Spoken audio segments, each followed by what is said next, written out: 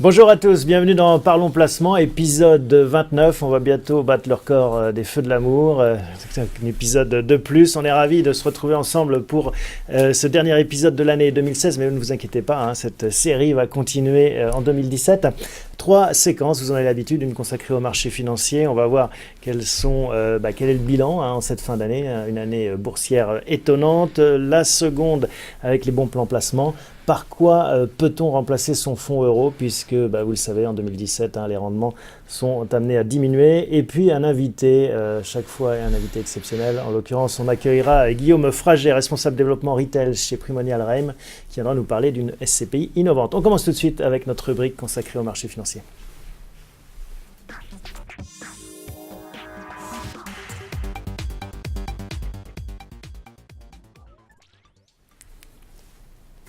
Bonjour Jonathan. Bonjour Thomas. Heureux de vous accueillir pour ce 29e épisode. On commence avec ces 4800 points ce soir en clôture sur le CAC. Un CAC 40 qui depuis quelques séances enchaîne les hausses. Qui l'aurait dit au début de l'année? Alors beaucoup de l'ont dit qu'on aurait peut-être une petite hausse cette année, mais qui aurait dit que ça aurait été aussi turbulent?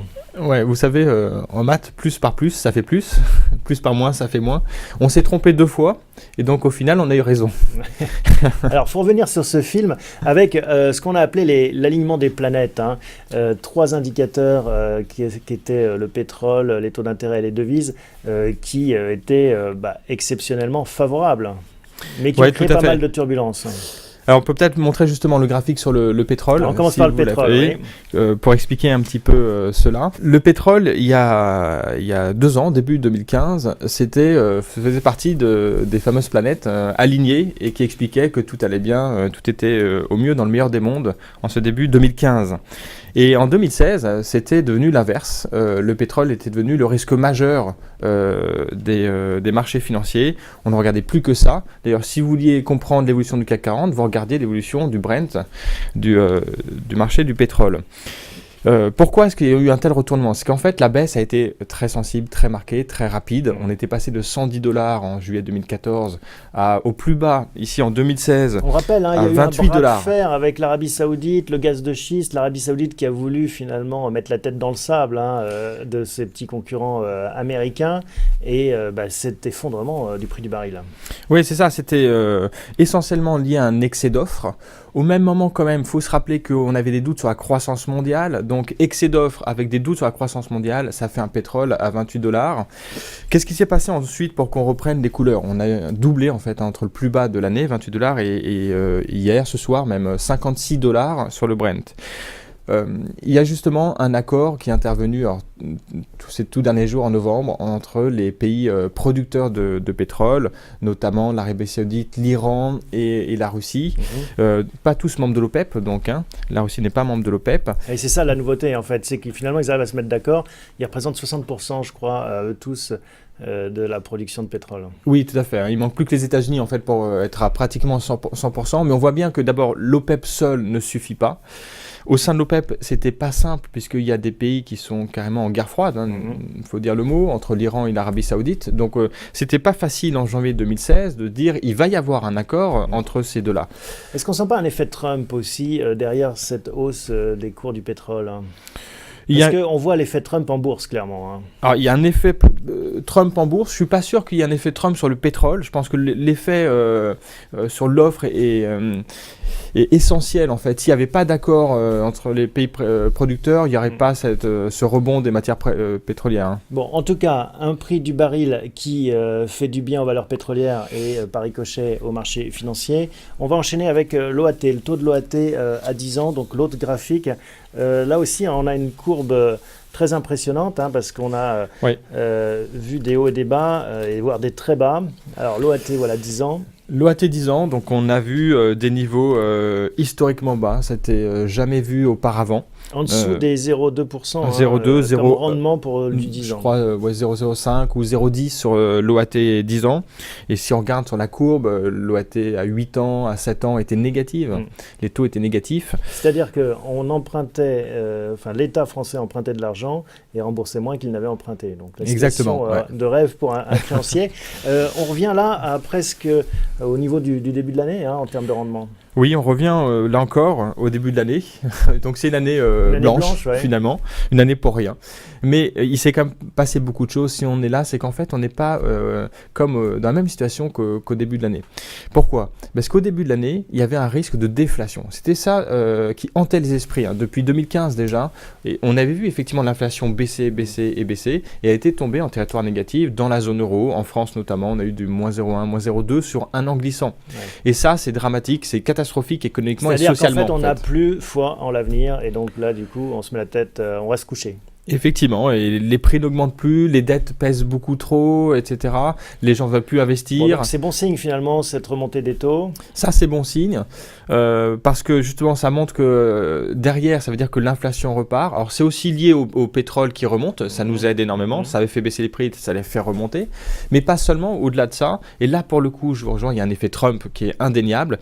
Il avait commencé donc cet effet bien avant Trump, mais Trump est un accélérateur de ce scénario, qui est un scénario favorable pour ça. Et pourquoi Trump est un accélérateur ? Faut peut-être en dire un mot, parce qu'il a une politique finalement très expansionniste, très agressive. Il est très expansionniste, il prévoit des baisses d'impôts pour les ménages, il prévoit des baisses d'impôts pour les entreprises, pour l'IS, et il prévoit un plan d'investissement massif de 1000 milliards de dollars sur plusieurs années, mais c'est considérable, et ça c'est expansionniste, c'est inflationniste.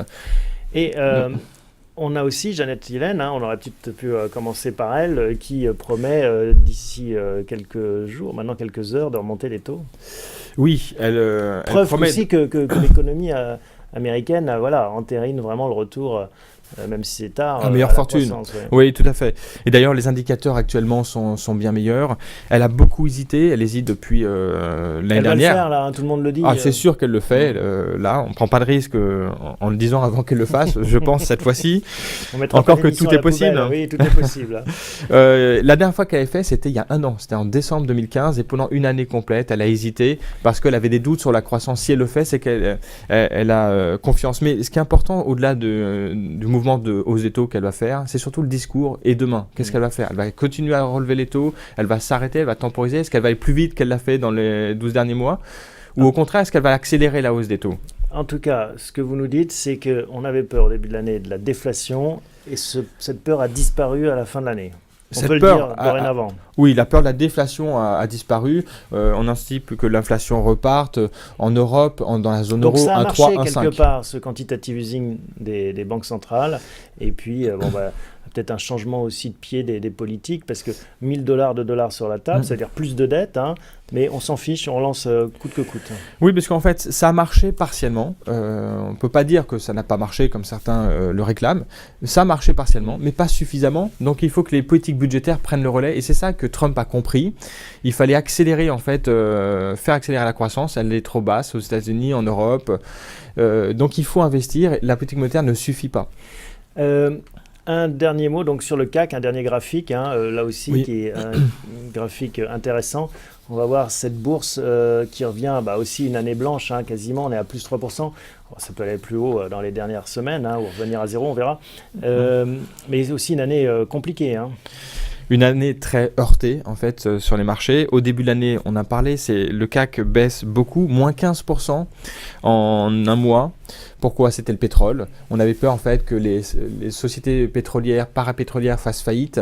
Elles ont arrêté leurs investissements. On avait peur du coup pour la croissance. On avait peur pour les banques. On avait peur qu'ils ne remboursent pas leurs crédits.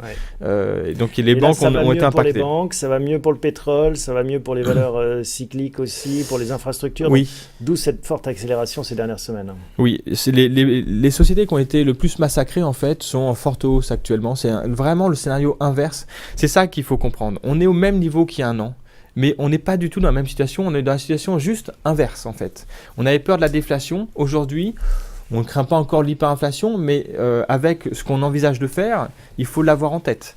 Les banques étaient pénalisées par la baisse des taux, les taux remontent fortement, les sociétés pétrolières, parapétrolières étaient pénalisées par les matières premières, par le pétrole très bas. Le pétrole remonte, il a l'air de se maintenir au-dessus des 50, va peut-être atteindre les $60. On n'est pas du tout dans le même scénario qu'il y a un an en fait. Alors qu'on a l'impression d'avoir fait du surplace, mais on n'est pas du tout dans le même monde. On n'est plus dans le même monde, ouais. Et c'est ça qui est intéressant. Et ça, attention, même il faut aller plus loin, parce que cette tendance-là, c'est une tendance qu'on voit depuis plusieurs années. Hein. La baisse des taux, on l'a vu sur 2016, mais elle existe depuis 2008, en fait, cette baisse des taux. Hein. Donc cette tendance-là, il faut comprendre qu'en 2016, on a marqué un point bas, on a touché le fond de la piscine, et on rebondit maintenant. Qu'est-ce qu'on va faire en 2017, rapidement, les thèmes qu'il faudra suivre? Alors voilà, on est dans un scénario globalement favorable parce que, comme on l'a dit, notamment du côté des États-Unis, une politique très expansionniste, donc très pro-entreprise, donc c'est favorable pour la bourse, qui l'anticipe déjà largement, notamment aux États-Unis. Je pense qu'en Europe, c'est moins anticipé. Mais il y a quand même des points d'attention à voir. Le premier, c'est les relations entre les États-Unis et la Chine. Faut faire attention quand même aux positions de Trump. Que ça dérape pas complètement. Voilà, le risque pour les marchés, c'est qu'il y ait une guerre commerciale, des barrières douanières, etc. Et ce serait mauvais pour le commerce international, ce serait mauvais pour les États-Unis, pour la Chine et pour l'Europe. Personne n'y gagnerait en fait. On a des hommes d'affaires de part et d'autre, donc on peut espérer qu'ils s'entendent. On peut supposer qu'ils s'entendent, lui-même est un homme d'affaires, Trump. Les autres sujets que vous allez regarder pour 2017 Le Brexit, parce qu'en fait, jusqu'à présent, on s'est dit le Brexit, il n'y a pas eu de conséquences négatives. C'était pas un sujet pour l'instant. C'était pour l'instant pas un sujet, mais ce que je crains quand même, c'est que les négociations soient très très dures, beaucoup plus dures qu'on ne pense. Mais c'est les Anglais qui vont avoir mal, nous aussi. Les Anglais vont avoir très mal, nous un petit peu, mais eux, ils ont plus à perdre que nous. Et c'est pour ça qu'ils se sont lancés dans une guerre avec nous. On peut encore parler de guerre. Ils ont baissé le taux de l'IS. Ils veulent faire venir plein d'entreprises chez eux. C'est une bonne guerre. C'est de bonne guerre, mais du coup, on va devoir nous répondre durement à ça.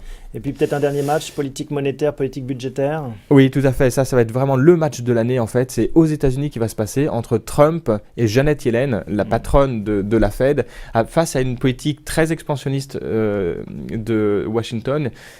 Il va falloir mettre en place une politique monétaire plus restrictive. Il va y avoir un vrai changement de pied et on va voir ce qui va se passer. Bon, c'est ça qui est passionnant dans les marchés financiers. Il faut rééquilibrer l'offre et la demande, essayer de concilier des intérêts parfois divergents. On voit qu'il y a de la matière pour cette année 2017 que vous commenterez avec nous. Jonathan, on en est ravis. Merci beaucoup. On se retrouve l'année prochaine. Avec plaisir.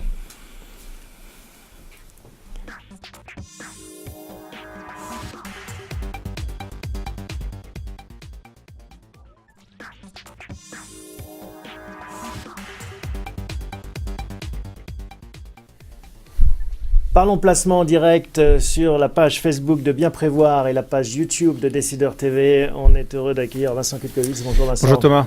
Alors, on a vu le bilan boursier de 2016 et ses prolongations potentielles en 2017.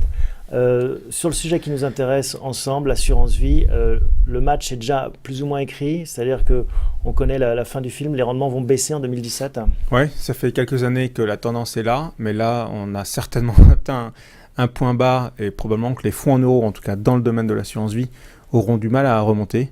Parce qu'on a vu donc, que les taux allaient sans doute commencer à remonter aux États-Unis, mais il y a une inertie quand même, et les rendements 2017 servis en assurance vie, malgré les réserves, resteront sans doute plus bas, seront plus bas que cette année. Tout à fait, on s'attend plutôt à des rendements autour de 1,5%. En tout cas en dessous de 2% pour la plupart des fonds. Les fonds des grandes compagnies historiques vont certainement être en dessous de 1%. Et ce qu'il faut avoir en tête, effectivement, c'est que les autorités demandent aux compagnies d'assurance vie de ne pas utiliser leurs réserves pour booster le taux. Il y a une vraie pression politique, on l'a vu avec la loi Sapin 2. On a parlé, pression. Par ailleurs, les régulateurs demandent aux compagnies de ne pas utiliser trop de réserves, donc pour que finalement le taux servi dans les fonds euros reflète la réalité des obligations actuellement dans leur portefeuille. Donc, une question, que fait-on, ceux qui nous regardent, que fait-on quand on veut quand même un peu dynamiser son épargne et peut-être arbitrer avec ce fameux fonds euro? Qu'est-ce qu'il y a comme autre solution?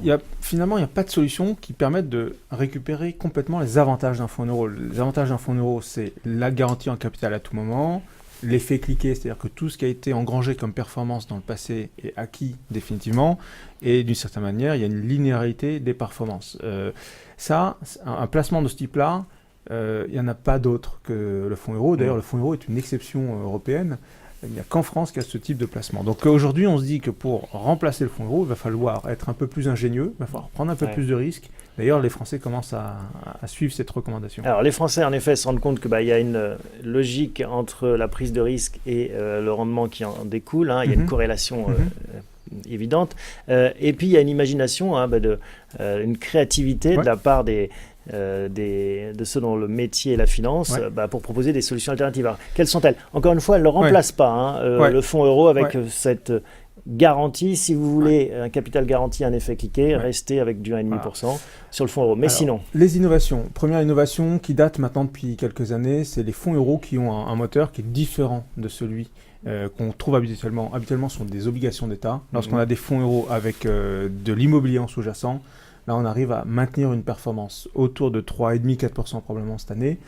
Je ne me mouille pas, mais c'est probablement ce qu'on aura. Et par ailleurs, on a tous les avantages du fonds euro, l'effet cliqué, la garantie en capital. Maintenant, il y a d'autres innovations qui commencent à apparaître sur le marché pour ceux qui veulent absolument conserver une garantie en capital. Donc on commence à voir apparaître des fonds euros qui n'ont plus une garantie à 100%, mais une garantie légèrement en dessous de 100% du capital. Combien ? 98, c'est ce qu'on commence à voir apparaître aujourd'hui. Généralement, il s'agit là de fonds euros qu'on a vu déjà apparaître il y a quelques années, qu'on appelait les fonds euros vitaminés, avec une poche action qui permet de booster la performance. La difficulté pour ces fonds euros, en tout cas ceux qui existaient l'année dernière, c'est qu'en fait, en début d'année, ils ont engrangé tout de suite la baisse du marché et ils ont été obligés de rester dans l'armoire. De lancer les coupes-circuits, en fait. Il y a eu des coupes-circuits, ce qui fait que, par exemple, en 2016, la performance de ce type de fonds a été plutôt proche de zéro. Donc, c'est une preuve de plus qu'a priori, essayer de reproduire le fonds euro dans sa mécanique, c'est très très compliqué. Donc ça, c'est une possibilité, mais qui ne marche pas à tous les coups, avec ce fonds euro à 98% de garantie. Les autres solutions? Les autres solutions, on a beaucoup entendu parler des fonds euro croissance ces dernières années. Alors la difficulté sur les fonds euro croissance, c'est que vous achetez une garantie au capital au terme, à minimum 8 ans. Là aussi, les performances pour une garantie au bout de 8 ans sont assez faibles. En 2015, on a vu certains fonds Eurocroissance annoncer des performances extraordinaires, mais il faut avoir en tête que lorsqu'on creuse, c'était des performances par exemple de 10% sur l'année 2015, mais à condition d'avoir une garantie au bout de 30 ans. Donc voilà, on voit bien que ça ne répond pas du tout à ce que recherchent les gens qui étaient habitués à leur fonds euro classique. L'immobilier, c'est toujours la même chose. L'immobilier, on se dit que c'est sûr parce que c'est de la pierre, même s'il y a des risques, malgré tout. Les prix peuvent varier et puis il y a un rendement un peu supérieur. Ça, c'est une tentation aussi logique. Tout à fait. Tout ce qui est immobilier de bureau, immobilier d'entreprise. L'immobilier de bureau se porte bien. On a même actuellement un inversement de la tendance. On parlait ces dernières années d'un pouvoir des bailleurs. Aujourd'hui, le pouvoir est en train de rebasculer du côté des propriétaires de bureaux. On parle par exemple sur Paris, la petite couronne, d'un taux de vacances qui est en dessous de 5%. En tout cas, dans le centre de Paris, le taux de vacances, contrairement à ce que pourrait croire la plupart des gens en regardant, en levant la tête, ils voient beaucoup de pancartes. Il y a beaucoup de pancartes. En fait, la réalité du marché, c'est que le marché est très tendu. On est à moins de 4,5% actuellement de taux de vacances. Donc a priori là, c'est un marché qui se porte bien. Comment est-ce qu'on l'aborde ? Comment on l'aborde ? Si on a cette logique de fonds euro, parce qu'il y a plusieurs façons de faire. Ça devient très difficile quand même de maintenir cette comparaison. Parce que moi j'entends des spécialistes, des SCPI, des sociétés civiles de placement immobilier qui disent l'alternative au fonds euro, ce sont les SCPI. Mais ça c'est vraiment, je pense, exagéré, même voire trompeur. Pourquoi ? Parce que lorsqu'on investit dans des SCPI, on supporte nous les SCPI, mais quand on investit dedans, il faut avoir en tête que c'est un placement long terme.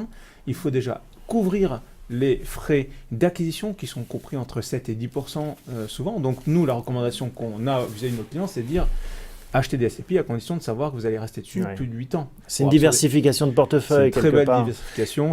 Et il n'y a pas de capital garanti. Il n'y a pas de capital garanti. Donc ça, ce n'est pas la solution. La solution, si on veut aller sur l'immobilier tout en se rapprochant le plus du fonds euro, c'est d'aller plutôt sur ce qu'on appelle des unités de compte de type immobilier avec la même moteur de performance. Qu'est-ce qu'il y a dedans, c'est quoi ça ? Ça peut être par exemple des SCI, des sociétés civiles de placement des sociétés civiles immobilières qui elles vont aller acheter plusieurs SCPI. Généralement l'intérêt de ce type de fonds, ou alors vous avez aussi les OPCI qui sont d'autres types de supports immobiliers, ils sont très peu volatiles, c'est-à-dire qu'ils ont une exposition au risque qui est assez maîtrisée. Ils ont aussi surtout l'avantage d'avoir des frais d'acquisition beaucoup moins élevés que les SCPI. Maintenant, le rendement n'est pas au même niveau que les SCPI. Ouais. On parle par exemple pour les SCI ou pour les OPCI de rendement entre 3 et 4% cette année, voire inférieur à 4%. C'est toujours pareil, hein, ce qu'on gagne en sécurité, on le perd en rendement. Tout à fait. Mais en tout cas, c'est toujours mieux que la moyenne des fonds en euros. Là non plus, vous n'avez pas la garantie en capital. Cependant, c'est vraiment des outils qui permettent de maîtriser son risque de façon tout à fait pérenne. Alors, on continue à dérouler Oui. avec ces solutions Ouais. alternatives, peut-être, en tout cas, qui tentent de combler cette perte en rendement. Le fonds euro Ouais. immobilier. Donc ça, on en a un peu parlé. L'idée, c'est d'avoir tous les avantages du fonds euro, mais avec un support immobilier. Là aussi, on s'attend pour début 2017. Il y a 2 fonds sur le marché, hein, j'en connais 2, qui vont probablement avoir des performances de nouveau au-dessus du lot de l'ensemble des fonds en euros.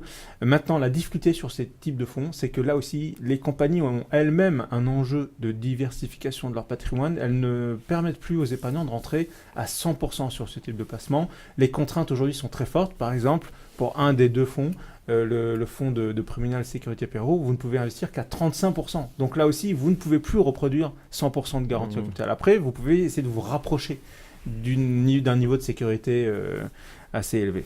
Alors, what else? UC obligataire, les unités de compte obligataires. Alors là aussi, on sait de notre expérience que les épargnants consommateurs sont assez friands de produits obligataires. Donc là, il y a 2 préconisations de notre côté pour avoir, disons, un niveau de risque bien maîtrisé aussi. C'est soit d'aller sur des produits structurés de type obligataire en misant sur 3-4 signatures ou 2-3 signatures aujourd'hui. Avec des belles signatures françaises, internationales, on peut viser du 4% par an. Et après, il y a les fonds obligataires datés à échéance, qui eux sont des fonds intéressants parce qu'ils diluent énormément le risque en investissant sur des dizaines et des dizaines de lignes obligataires, mais qui ont toutes plus ou moins la même échéance, ce qui permet, au moment où vous rentrez sur ces fonds-là, de connaître à l'avance le rendement cible, donc à peu près aujourd'hui autour de 3,5-4% aussi, et d'avoir un niveau de risque très faible. Les équipes qui gèrent ce genre de fonds, généralement, ont une grande expérience, maîtrisent parfaitement leur portefeuille, n'ont pas de défaut, c'est-à-dire qu'elles arrivent à sortir si jamais il y a une signature qui se présente mal, qui est en mauvaise santé, elles peuvent sortir avant, elles savent parfaitement maîtriser ces signatures. On voit un tableau qui récapitule l'ensemble de ces opportunités. Il y a une dernière ligne qu'on n'a pas abordée, c'est les structurés actions. Oui, l'idée là, c'est de se dire qu'en fait, en cumulant toutes ces lignes-là, en construisant un portefeuille avec cette allocation-là, qui est résumée sur ce tableau, en mettant par exemple à peu près 30% sur l'immobilier, 30% sur les OPCI, les SCPI,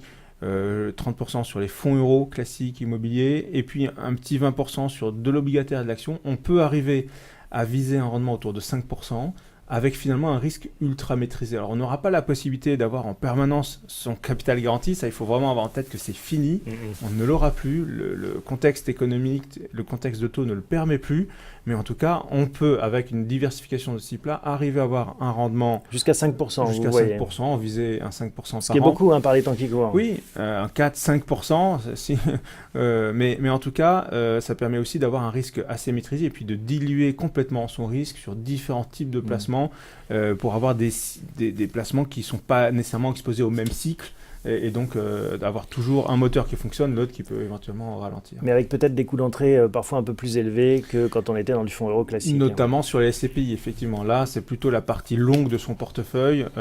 Mais si on a en tête, il faut avoir en tête aussi que ça, c'est peut-être quelque chose qu'il faut préciser. Les Français étaient gros consommateurs de fonds en euros, mais ils avaient très peu l'habitude de sortir au bout de peu de temps. C'est-à-dire qu'en fait, la détention moyenne d'un contrat d'assurance vie en France, c'est 12 ans.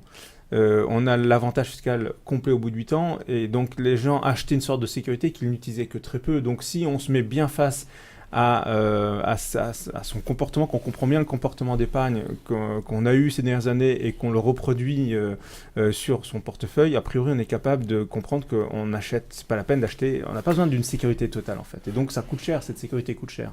Ces 2 leçons essentielles, si vous voulez faire fructifier votre bas de laine, déjà bien comprendre que le rendement est corrélé au risque et comprendre que chacun a un profil d'investisseur qui n'est pas forcément le même que son voisin, que ses parents, que ses cousins. Voilà. Parce que c'est ça qu'il faut adapter en permanence. Ouais. C'est pour ça qu'il y a des spécialistes comme vous, Vincent. Et voilà, et ça me permet des profilers, et ça me permet de rebondir, de faire un peu de publicité pour nous. On a lancé hier une nouvelle version de notre site internet qui a justement un moteur de profiling qui permet en allant sur notre site, de trouver le produit qui correspond parfaitement à son projet et à son profil patrimonial. Et ben voilà, c'est pas le mentaliste, mais presque. Voilà. Merci beaucoup, Vincent. On se retrouve l'année Avec prochaine plaisir. également Oui, tout à fait. pour suivre la vie de cette épargne, de ce patrimoine qui mérite qu'on s'y intéresse de près. Merci beaucoup. Merci, à bientôt. À bientôt.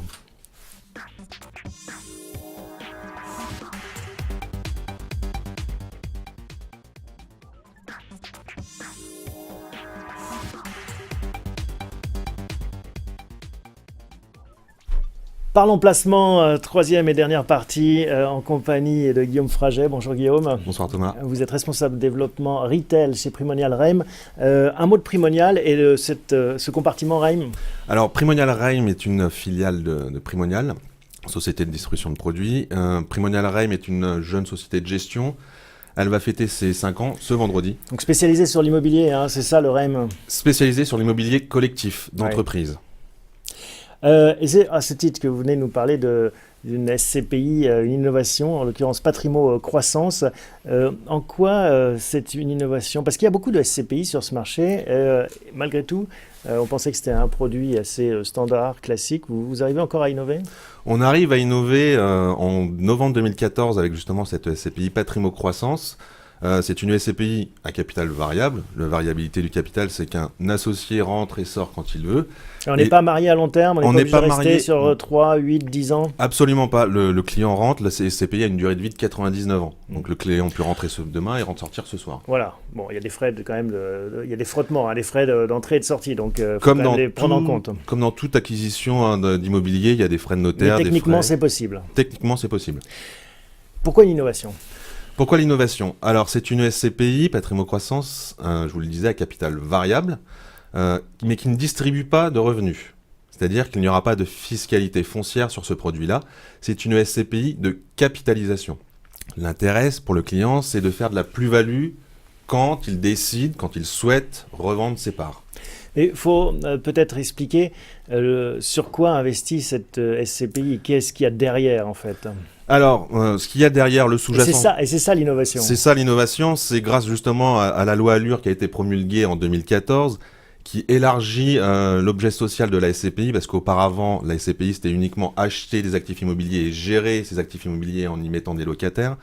Maintenant, cette loi Allure nous permet d'acheter des actifs immobiliers sans qu'il y ait forcément de locataires. Donc là, ça va être de la nue propriété. Ça va être des actifs résidentiels. Il y a des locataires souvent ou pas, mais vous n'achetez que les murs. On n'achète que les murs. On ne s'occupe pas des locataires. Les locataires, ça va être à la charge des bailleurs sociaux, des usufruitiers qui vont bénéficier de tous les loyers. Parce qu'en effet, c'est ce que permet cette loi, de faire des SCPI démembrés, donc n'investir que dans les murs, la nue propriété, mais dans une catégorie de biens particulière qui est celle qui intéresse les bailleurs sociaux, en fait. Tout à fait, ça va être de l'actif résidentiel dans des zones de tension foncière où il y a une réelle demande, où on a identifié des flux migratoires importants.